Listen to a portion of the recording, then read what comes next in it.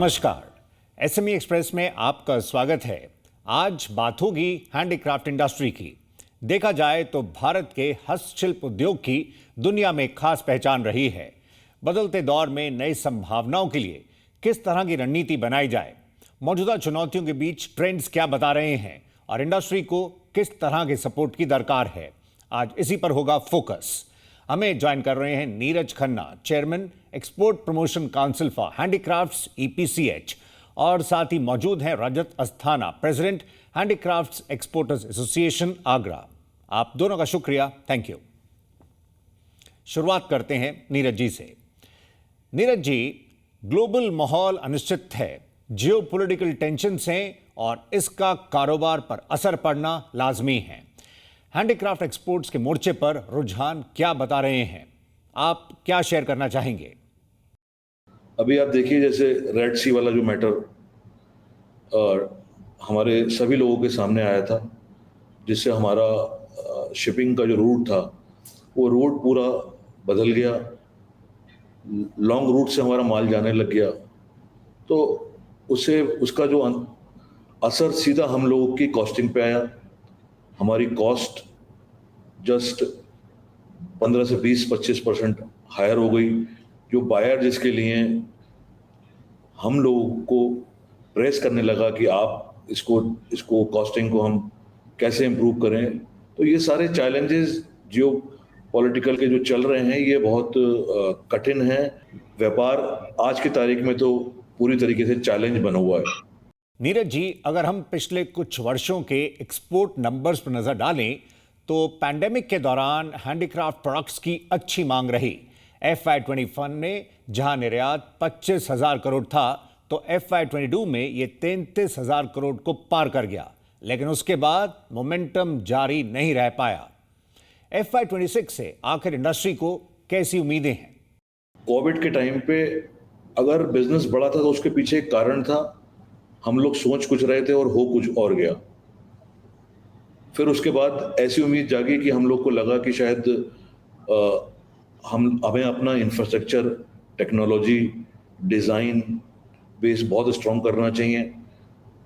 हम सब लोगों ने, सारे निर्यातकों ने अपने अपने क्षेत्र के हिसाब से, अपने अपने बायर्स के हिसाब से अपने इंफ्रास्ट्रक्चर को बड़ा कर लिया और इधर मार्केट ने हमें सपोर्ट नहीं करा।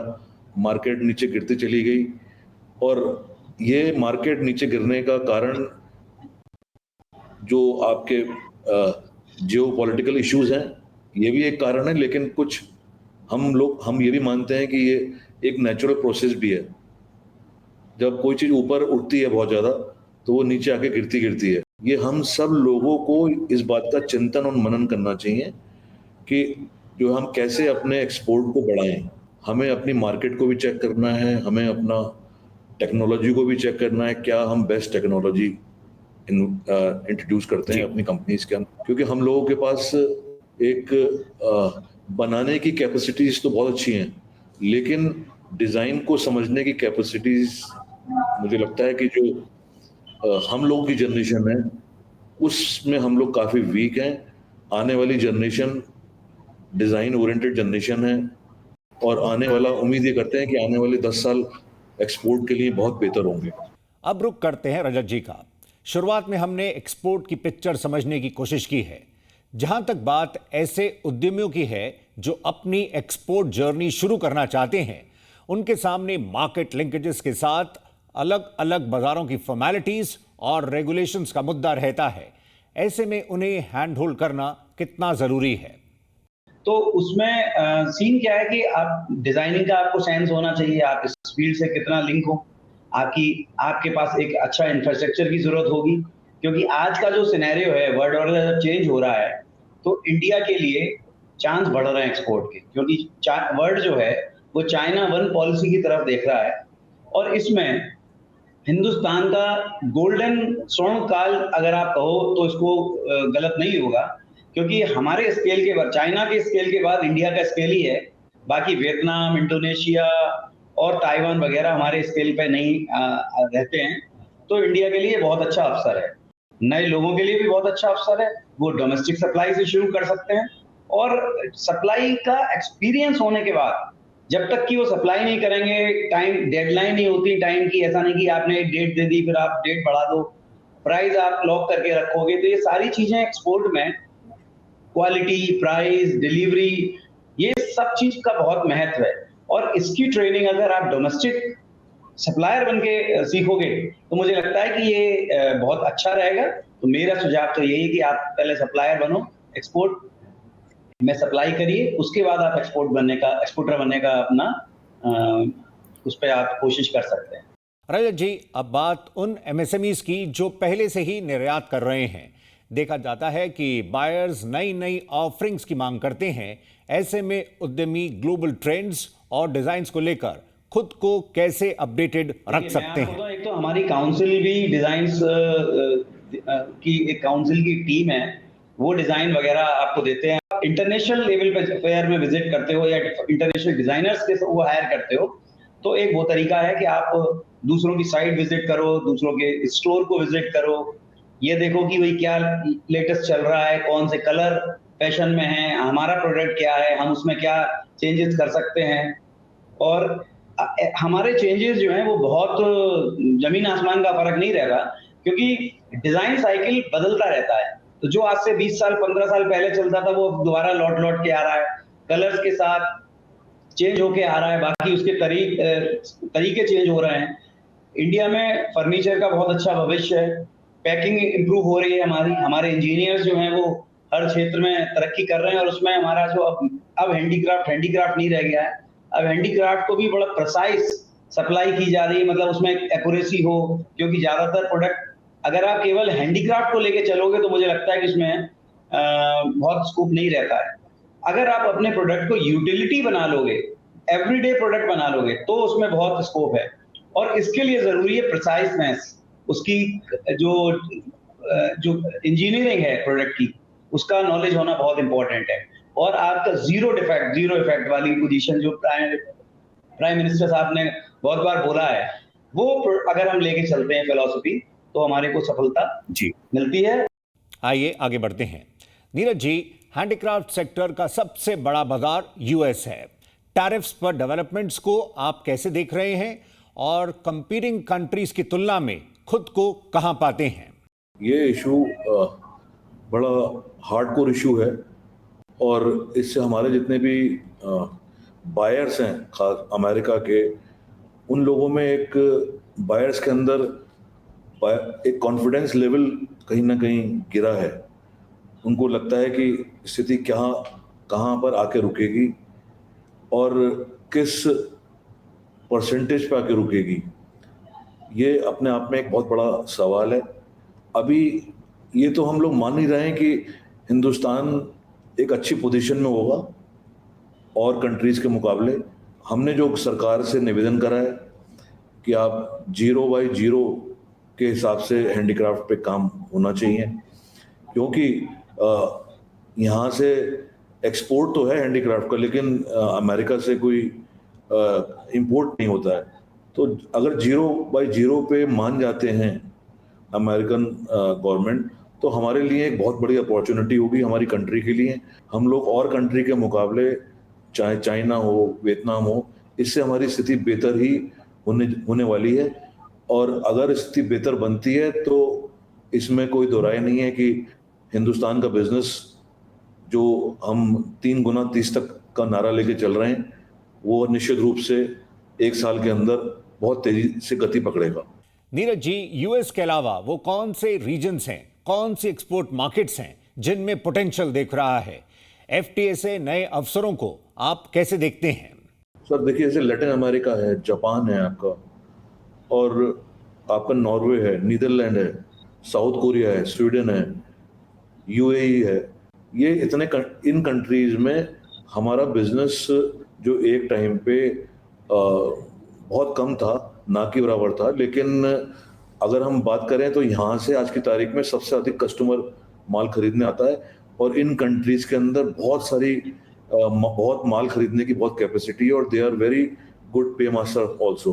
तो यहाँ पर हमारा व्यापार सेफ है। अगर हमारा पेमेंट सेफ है तो व्यापार सेफ है। तो रास्ते बहुत सारे हैं, और मार्केट एक्सप्लोर करने के लिए बस हमें कॉन्ट्रैक्ट्स अपने डेवलप करने होते हैं, और कॉन्ट्रैक्ट डेवलप करने के लिए हमने एक्सपोर्ट प्रमोशन काउंसिल ने जो हिंदुस्तान में 2 फेयर्स का आगाज कर रखा है। अमेरिका का वॉल्यूम बहुत ज़्यादा है, इसमें कोई डाउट नहीं है, लेकिन इन कंट्रीज के साथ में हम अपना बिजनेस को स्टेबिलिटी दे सकते हैं। रजत जी, यानी नए रीजन्स और नई संभावनाओं पर जोर है। ऐसे में ट्रेडिशनल क्राफ्ट्समैनशिप को मौजूदा मार्केट डिमांड के हिसाब से कैसे निखारा जा रहा है, क्या कदम उठाए जा रहे हैं? ईपीसीएच के माध्यम से और एचईए के माध्यम से जो हमारे पुरातन कला है, जिसको कि हम जैसे वन डिस्ट्रिक्ट वन प्रोडक्ट में भी सरकार ने काफी सहयोग किया है, उसमें हम उनको सपोर्ट कर रहे हैं, डिजाइन्स भी दे रहे हैं और यूटिलिटी प्रोडक्ट्स जैसा कि मैंने बोला कि हम बेच क्या पा रहे हैं उस चीज को हम वहां पर फ्यूजन कर रहे हैं उनके साथ। हमारे प्रोडक्ट पे उस पुरानी कला का भी छाप देखी जा सकती है। और जैसे पच्चेकारी है, आगरा की इनले है, या मेटल का है, उसमें हैमरिंग है या चित्रकारी है, इस तरीके की चीजों को हम फर्नीचर पे, लाइटिंग पे और एक पूरी थीम बना के होम की, उसमें फोटो फ्रेम आ गया, टेबल लैंप्स हैं, कैंडल्स हैं और आपके कोस्टर्स हैं, इसका टेबल वेयर आइटम हो गए, है ना, किचन वेयर आइटम हो गए, बार एक्सेसरीज हो गए, इन सब में उसको फ्यूजन कर रहे हैं। प्रोडक्ट को मिक्स मटेरियल बना रहे हैं, वुड का स्टोन के साथ, मेटल का स्टोन के साथ, मेटल का वुड के साथ कॉम्बिनेशन करके नए प्रोडक्ट इजाद किए जा रहे हैं। हमारे डिजाइनर्स बहुत अच्छा काम कर रहे हैं और इसी से ये जो देख रहे हैं आप कि पहले हमारा एक्सपोर्ट बहुत कम हुआ करता था, पिछले 1-10 सालों में बहुत तेजी से बढ़ा है। और उसका रीजन ही ये है कि हमारे जो पहले प्रोडक्ट होते थे और उसमें अब काफी गुणवत्ता वाइज और डिजाइन वाइज भी काफी इंप्रूवमेंट हुआ है। रजत जी, इसी बात को आगे बढ़ाते हैं। आप लीन प्रैक्टिसेस पर, वेस्टेजेस कम करने पर और प्रोडक्टिविटी को अगले चरण पर ले जाने के लिए राय दे सकें। आप अपनी वेस्टेजेस कहाँ बचा सकते हो, इसमें आप अपनी एक तो इस तरीके का फ्लो चार्ट बनाइए कि जहां पर आपका मटेरियल स्टोर से मशीन शॉप से फैब्रिकेशन, सैंडिंग, पॉलिशिंग, फिनिशिंग और असेंबली और पैकिंग तक पहुंचे और उसमें टाइम कम लगे, आपका जो इन्वेंट्री है वो लो रहे, जस्ट इन टाइम जिट एक फैक्टर होता है, आपका जो रियल टाइम डेटा है और रियल टाइम आपकी जो वो है, जो इंफॉर्मेशन है, वो हर एक किसी स्टेक होल्डर के पास पहुंचे। हम इस इंडस्ट्री को इस तरीके से ले जा रहे हैं कि ये बिल्कुल ऑटोमोबाइल का आपको दूसरा रूप देखने को मिलेगा। रजत जी, आप मानते हैं कि उद्यमी एनवायरमेंट फ्रेंडली प्रैक्टिसेस अपनाकर नए मौके बना सकते हैं, आपकी राय? आने वाले टाइम में जो दुनिया का एजेंडा 2030 है, उस तक अपने कार्बन इमिशन को आपको कम करना है, राइट? तो अब आपको मशीन का भी जो जितनी भी मोटर हैं, एसी के लेवल जो हैं वो फर्क आ रहा है, EO2 लेवल आ गया है, उसमें आप क्या है कि आपको कार्बन रेटिंग खरीदनी भी पड़ रही है और कार्बन रेटिंग इजीली अवेलेबल भी है। उसमें अब ग्राउंड वाटर के लिए एक्सट्रैक्ट करने के लिए आपके पास मीटर लग रहे हैं सरकार की तरफ से, आपको सोलर एनर्जी के माध्यम से आप अपना एमिशन कम कर सकते हो। एसएमई एक्सप्रेस में फिलहाल वक्त ब्रेक का है। ब्रेक के बाद जानेंगे हैंडीक्राफ्ट इंडस्ट्री के किस सेगमेंट में दिख रहा है दम और लेंगे ई कॉमर्स में ग्रोथ संभावनाओं का जायजा। हम जल्द लौटते हैं।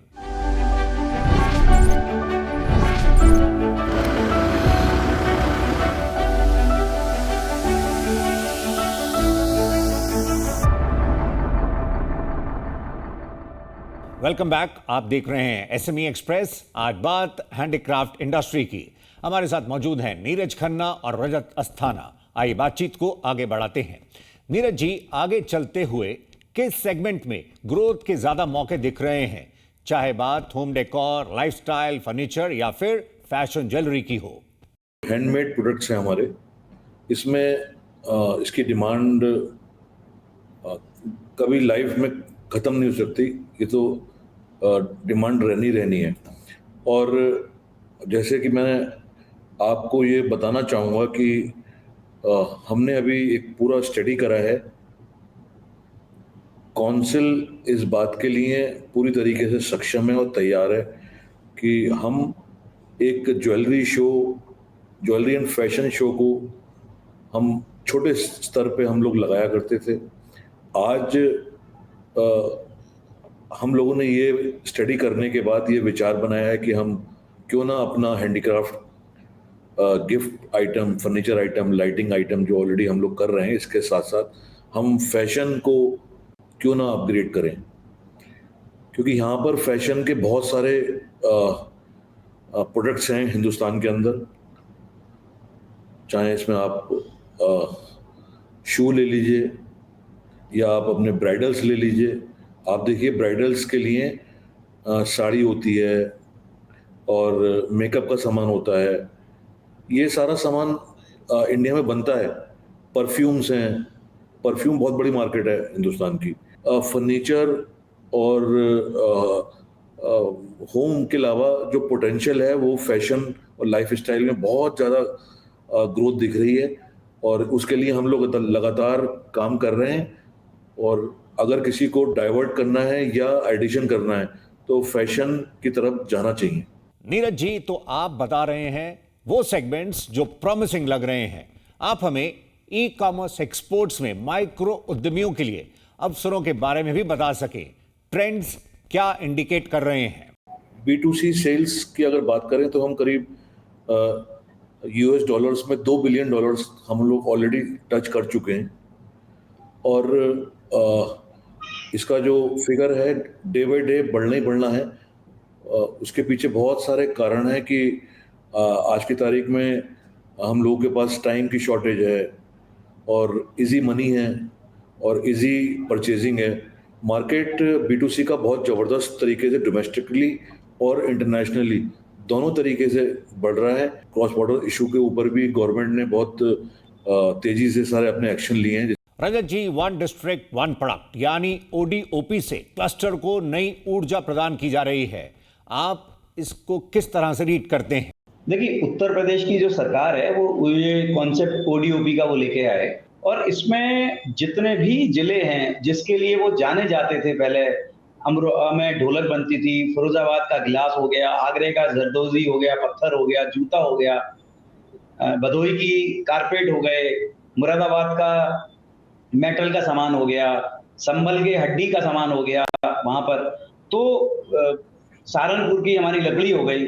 तो ये जो सारे प्रोडक्ट पुराने थे, ये पहचान थी प्रोडक्ट्स की, इनको नए लुक के साथ, जैसा कि मैंने बताया, नए फ्यूजन के साथ, नए डिजाइन के साथ सरकार प्रमोट करने की कोशिश कर रही है। डिस्ट्रिक्ट इंडस्ट्री के माध्यम से भी जो हमारे कारीगर हैं इनको प्रमोट कर रहे हैं, इनकी ट्रेनिंग करा रहे हैं।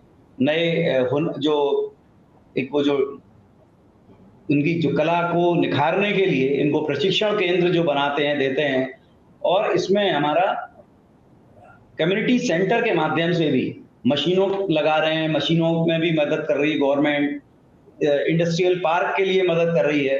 तो ये जो चीजें हैं, इनका जो रिजल्ट है वो एकदम से तो नहीं दिखता, लेकिन थोड़े टाइम में लोगों में अवेयरनेस आ रही है। क्या हमारा प्रोडक्ट इंटरनेशनल लेवल का हो सकता है? क्या हम इसको प्रोडक्ट को शोकेस करने के लिए प्लेटफॉर्म अवेलेबल है, तो हम क्यों ना करें? आइए अब फाइनल कमेंट्स के लिए बढ़ते हैं। नीरज जी, हमने हैंडीक्राफ्ट पर इंडस्ट्री के सामने 360 डिग्री नजरिया रखने की कोशिश की है। चलते हुए आप पॉलिसी सपोर्ट पर क्या कहना चाहेंगे? अभी गवर्नमेंट ने 2250 करोड़ का एक फंड इनिशिएट करा है। उस फंड को उन्होंने एक नाम दिया है एक्सपोर्ट प्रमोशन मिशन। इस एक्सपोर्ट प्रमोशन मिशन के अंदर गवर्नमेंट सालाना एक्सपोर्टर्स के लिए इंटेंसिव के रूप में एक्सपोर्टर्स को वापस करेगी, जो 2025 से इस साल से ये लागू हो जाएगा। गवर्नमेंट अभी इस पे पूरी तरीके से फंड आ चुके हैं सारे, लेकिन किस तरीके से इसका क्रियान्वयन होना है उस पे गवर्नमेंट के डिपार्टमेंट सब इस पे काम कर रहे हैं। इससे एक्सपोर्टर्स को बहुत बेनिफिट होने वाला है। रजत जी, लास्ट वर्ड आपसे लेते हैं। पॉलिसी के मोर्चे पर क्या आप कुछ ऐड करना चाहेंगे? साथ ही आर्टिजन्स की अगली जनरेशन से कामकाज को लेकर कैसा रिस्पांस मिल रहा है? वर्ल्ड ऑर्डर जो तेजी से बदला है और इसमें इंडिया के लिए इतने सुनहरा अवसर मिला है, लेकिन इसमें ऑर्डर तो हैं, बहुत आएंगे और आ रहे हैं, लेकिन इसमें मार्जिन बहुत श्रिंक होता जा रहा है। जो रोड टैप में की जो कॉस्ट वो 3.5% होती है, जो गवर्नमेंट ऐसे चार्जेस, ऐसे टैक्सेस जो कि हमें वापस नहीं आते हैं। जीएसटी तो वापस आ जाता है, लेकिन पेट्रोल का, डीजल का, बिजली का जहां वैट लग रहा है, जहां नगर निगम के टैक्सेस लग रहे हैं, उन माध्यम से हम रोड टैप को गवर्नमेंट हमें वापस करती है, लेकिन वो केवल 1% है और 1.2% है मैक्सिमम। अगर वो हमें 3-3.5% की जो कॉस्ट है उसको 3% भी अगर वापस कर दें, 2.5 भी कर दें, सरकार इसके माध्यम से ड्रॉबैक और रोड टैप के सपोर्ट जारी रखे और उसको बढ़ाए। बहुत इंपॉर्टेंट चीज है, जनरेशन गैप हमेशा सदियों से रहा है और आगे भी रहेगा। वो पॉइंट्स, जो टेक्निक्स आ रही हैं हमारे पास, उसको इम्प्रूव करके हमारी इंडस्ट्री में इंट्रोड्यूस करके, यूज करके नई जनरेशन काफी तरक्की कर रही है, काफी आगे आ रही है, उनके सजेशंस भी अच्छे हैं। शर्त यह है कि अगर आप उनसे सलाह लो और उनको मौका मिले तो वो बहुत अच्छे करके दिखाएंगे और करने के लिए उनकी चाहत भी है, उनका इंटरेस्ट भी है। एसएमई एक्सप्रेस के इस सेशन में इतना ही। हम उम्मीद करेंगे कि हैंडीक्राफ्ट क्षेत्र नई संभावनाओं के लिए ठोस रणनीति बनाकर कदम बढ़ाएगा। अगले सेशन में मुलाकात होगी नई थीम के साथ। फिलहाल नमस्कार।